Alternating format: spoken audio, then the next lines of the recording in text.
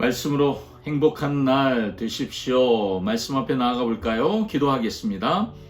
사랑합니다 주님, 한 주간을 은혜로 살았습니다. 다시 말씀 앞에서 한 주간을 정리하며 내 삶을 돌아보고 우리 가정의 비전을 다시 되새기는 시간 되기를 원합니다. 성령 하나님 인도해 주시옵소서. 예수님의 이름으로 기도합니다. 아멘. 여러분, 인생에서 가장 위험한 순간이 언제일까요?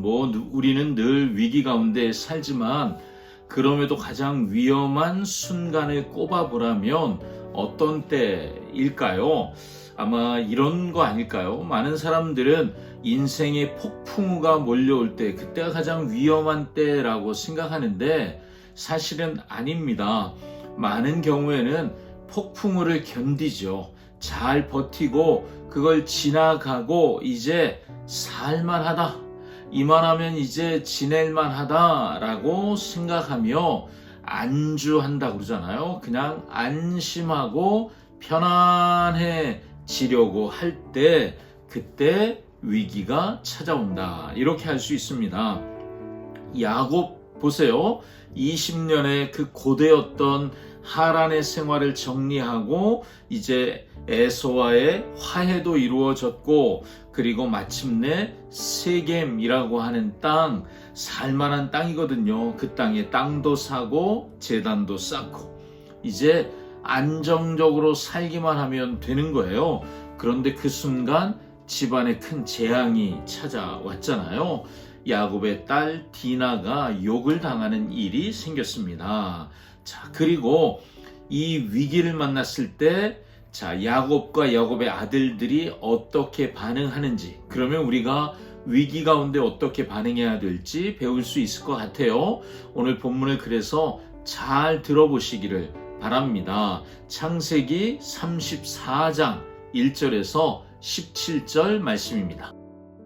제34장.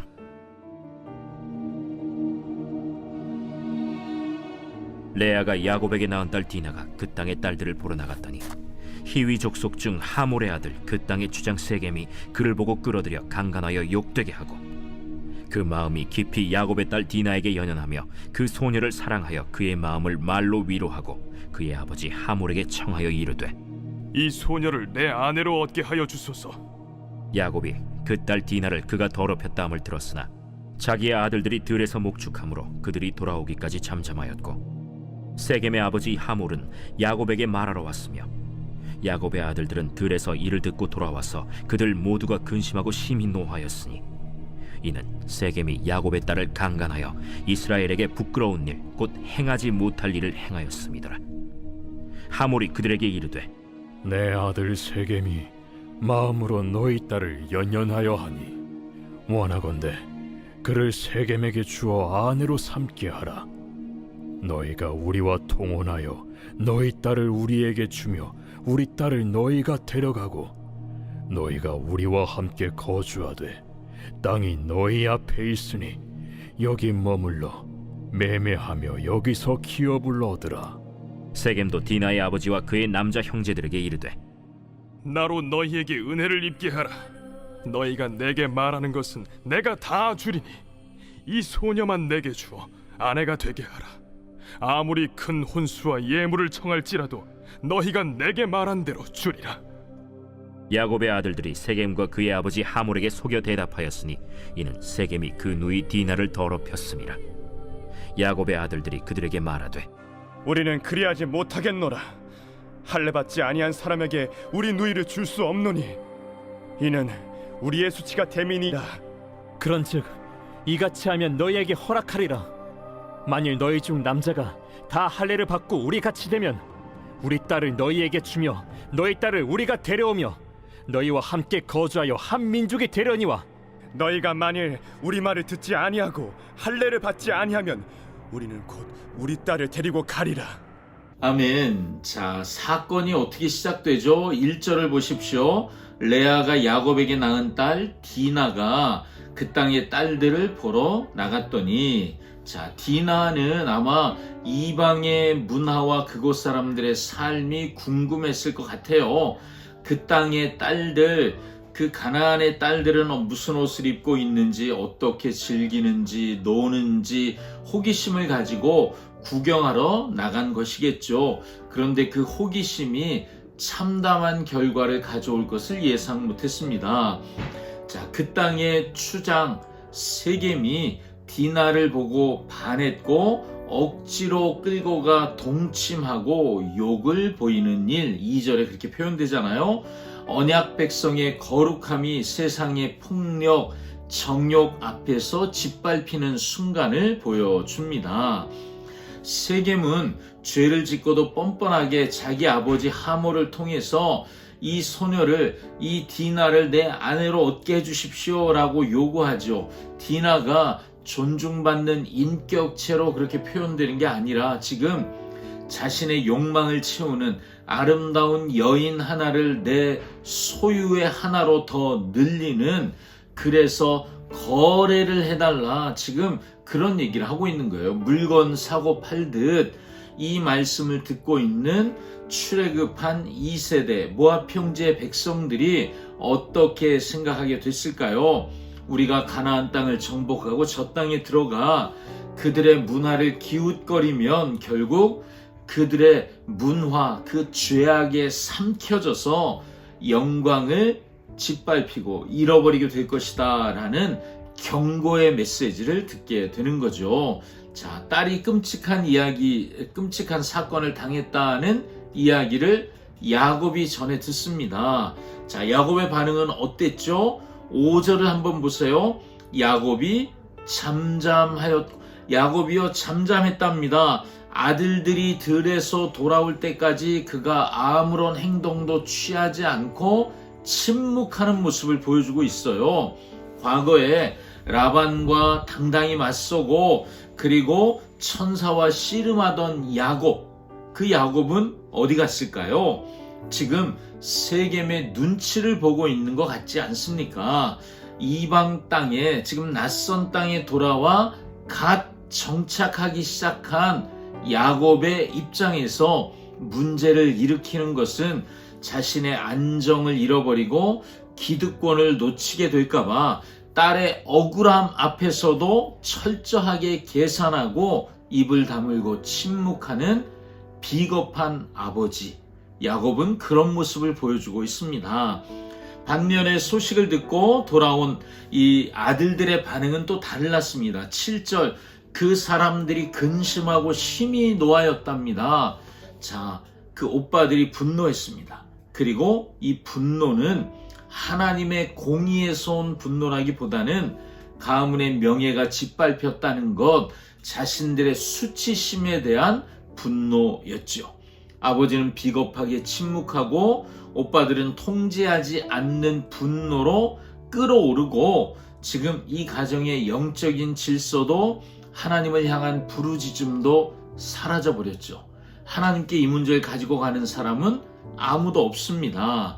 자, 세겜의 아버지가 야곱을 찾아와서 딸을 며느리로 달라고 하는 거예요. 말씀드렸죠. 점자는 혼인, 결혼을 하자는 말이 아니에요. 그냥 우리 딸, 아니 우리 아들의 소유물 하나 주시오. 그런데 제안하는 조건이 이래요. 9절 10절을 보세요. 너희가 우리와 통혼하여 서로 결혼하고 너희 딸을 우리에게 주고 우리 딸을 너희가 데려가고, 그리고 10절이요. 너희가 우리와 함께 거주하되 땅이 너희 앞에 있으니 여기 머물러서 어떻게 해요? 매매하고 기업을 얻으라. 자, 여러분 이게 무슨 얘기일까요? 자, 우리 서로 결혼하고 내 딸도 주고 당신 딸도 받고 서로 결혼하면서 가문이 연결되어 우리 힘을 함께 도모해 봅시다. 또 매매, 서로 무역도 하고 거래도 하고 돈도 벌고 기반도 잡고 그렇게 지금 갓 이사 왔잖아요. 우리랑 이렇게 붙으면 당신들 기반 잡는 데 도움 될 겁니다. 딸만 주면 됩니다. 이 얘기를 하고 있는 거죠. 어쩌면 달콤한 제안일 수 있습니다. 사실은 제안이지만 언약 백성의 정체성을 완전히 무너뜨리고 그리고 하나님의 백성이 흔적은 없이 섞여 살라는 사탄의 유혹이라고 할 수 있죠. 엄청난 혼수도 줄 수 있다. 예물도 줄 수 있다. 11절 12절에 제물로도 유혹을 합니다.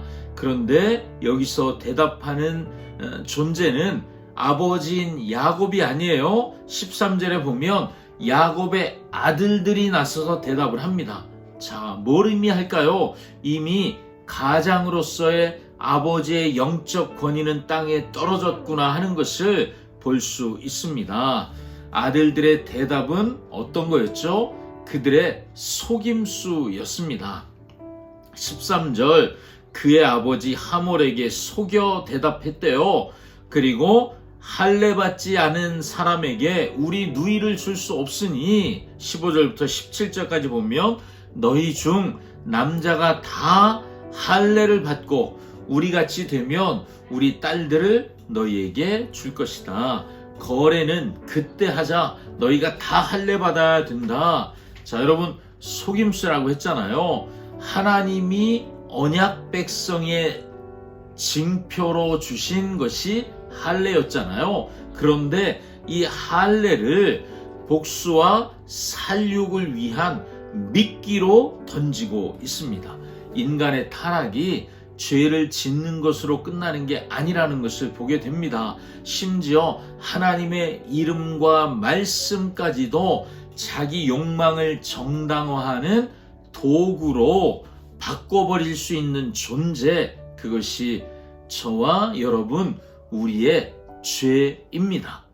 자, 창세기 28장에서 하나님이 야곱을 찾아오셔서 내가 베델에서의 너의 약속을 기억한다. 그랬더니 야곱이 제가 베델로 가겠습니다. 고백했잖아요. 그런데 그가 가나안으로 돌아왔는데 베델로 안 올라가고 어디 정착했어요? 세겜에 정착했습니다. 눈에 보기에 좋고 살만한 곳, 세겜, 물도 많고 좋은 땅에 정착을 했습니다. 하나님과의 언약보다 이 세상의 안정감을 선택한 거죠. 그런데 그 대가가 참혹했습니다. 딸은 수치를 당하고 아들들은 살육하는 비극을 가져오는 거죠.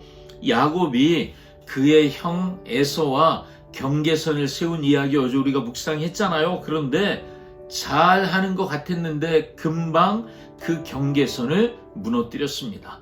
신앙의 자리를 지키지 못하면 결국 세상에 삼켜지게 된다는 것, 그것을 창세기는 우리에게 엄중하게 경고하고 있습니다. 야곱의 아들들이 거룩한 할례를 피의 복수를 위한 속임수로 지금 쓰고 있는 것을 우리가 보잖아요. 인간은 하나님의 거룩한 법마저 자신의 분노를 정당화하는 수단으로 사용하는 사람이에요. 그런데 우리 주 예수님, 예수 그리스도는 죄인들을 위해, 죄가 없는데 죄인들을 위해 온몸이 찢기셨고 물과 피를 쏟으셨음에도 복수가 아니라 용서를 택하여 주셨죠.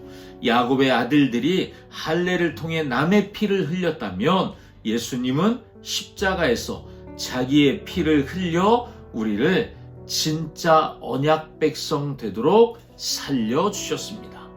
자, 여러분, 우리는 이 이야기를 통해 예수 그리스도의 우리의 모든 죗값을 대신 치러주신 그 대속의 은혜만이 우리를 정결하게 할 수 있다는 것, 그것을 다시 한번 배우게 됩니다.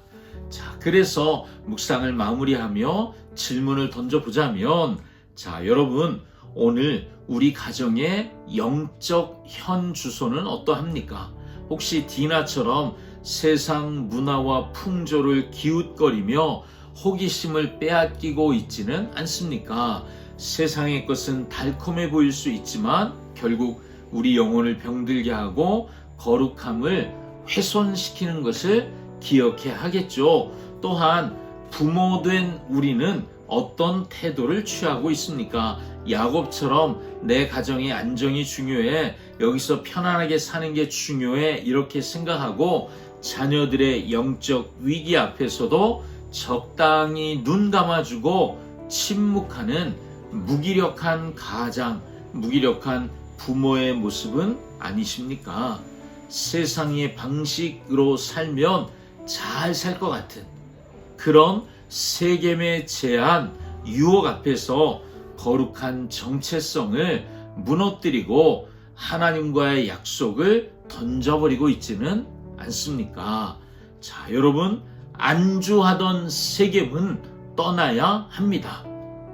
무너진 영적 경계선을 바로 세워야 합니다. 침묵, 또 혈기에서 나오는 분노, 속임수 이런 것이 아니라 다시 하나님의 이름을 부르며 베델로 올라가는 것 외에는 방법이 없습니다. 예배가 살아나야 합니다. 세겜에 안주한 가정은 무너지고 베델로 올라가는 가정은 회복됩니다. 아멘. 기도하겠습니다.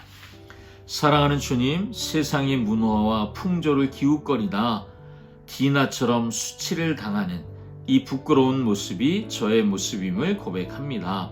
영적인 위기 앞에서도 밥그릇과 안정을 잃을까 두려워 침묵했던 야곱의 비겁함이 내게도 있음을 회개합니다.